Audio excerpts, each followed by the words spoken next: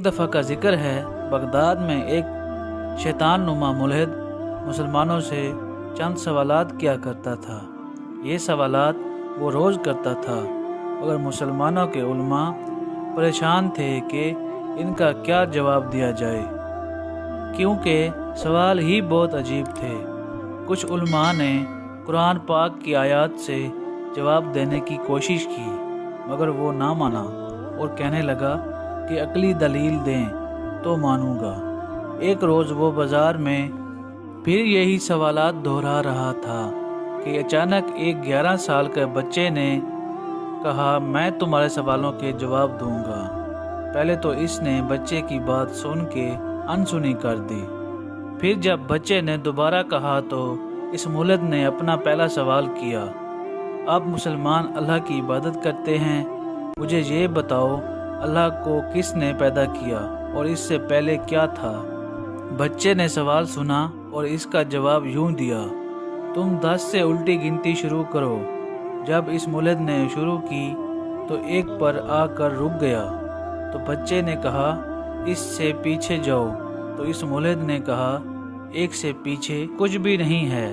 تو بچے نے جواب دیا، جب ایک کے پیچھے کچھ نہیں ہے تو اللہ بھی ایک ہے اور ازل سے ہے، اس سے پہلے کچھ نہیں ہے، اور جب پہلے کچھ نہیں تھا تو اللہ کو کسی نے پیدا نہیں کیا، وہ ہمیشہ سے ہے۔ یہ سن کر وہ ملحد بہت حیران ہو گیا اور اپنا اگلا سوال کیا، آپ لوگوں کا اللہ کس چیز سے بنا ہے؟ مطلب کس مٹی سے اللہ کی تخلیق ہوئی ہے؟ بچے نے سوال سنا اور کہا، کیا تم نے کبھی قریب المرگ انسان دیکھا ہے؟ اس نے جواب دیا، ہاں، مرتے ہوئے کافی لوگوں کو میں نے دیکھا ہے۔ تو بچے نے کہا، تم نے سوچا کہ جو چند منٹ پہلے حرکت کر رہا تھا اب مرنے کے بعد اس نے حرکت کرنا بند کر دی؟ تو اس ملحد نے کہا، اس کی روح نکل گئی، اس لیے اس نے حرکت کرنا چھوڑ دی۔ بچے نے اس سے سوال کیا، جب روح نکل رہی تھی تو تم نے دیکھا کہ وہ روح کس چیز کی بنی ہوئی تھی؟ مٹی کی، لوہے کی یا کسی اور چیز کی؟ اس ملحد نے جواب دیا، میں روح کو نہیں دیکھ سکتا کہ وہ کس چیز کی بنی ہوئی ہے، تو میں کیسے بتا سکتا ہوں کہ روح کس چیز کی بنی ہے؟ بچے نے کہا، جب تم روح کو دیکھ نہیں سکتے اور یہ نہیں بتا سکتے کہ روح کس چیز کی بنی ہے، مگر پھر بھی تم مانتے ہو کہ روح ہے، پھر تم کس طرح کہہ رہے ہو کہ وہ کس چیز کا بنا ہے؟ یہ سوال سن کر وہ آدمی پریشان ہو گیا اور اپنا اگلا سوال کیا، کیا آپ مسلمان کہتے ہو کہ اللہ دیکھتا ہے، تو وہ کیسے دیکھتا ہے اور اب وہ کدھر دیکھ رہا ہوگا؟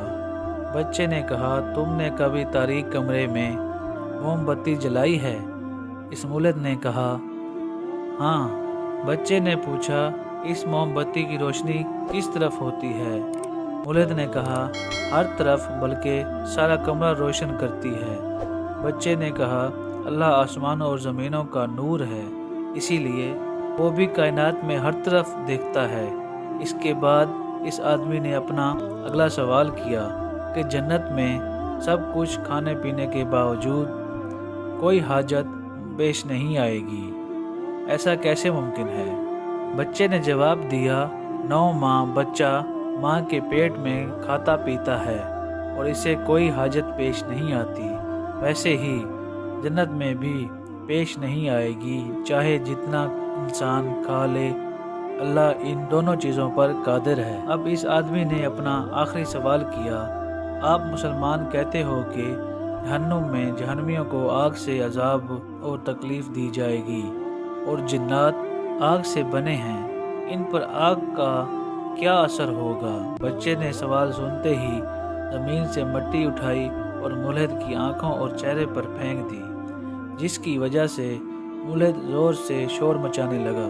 بچے نے کہا، جب تم مٹی سے بنے ہو اور مٹی سے تمہیں تکلیف بھی ہوئی تو ایسے ہی جنات کو بھی آگ سے تکلیف ہوگی۔ یہ سارے جواب سن کر سب مسلمانوں نے اس بچے کو کندھوں پر اٹھا لیا۔ کہا جاتا ہے یہ بچہ حضرت امام جعفر صادق علیہ السلام تھے، آپ پر کروڑوں درود و سلام۔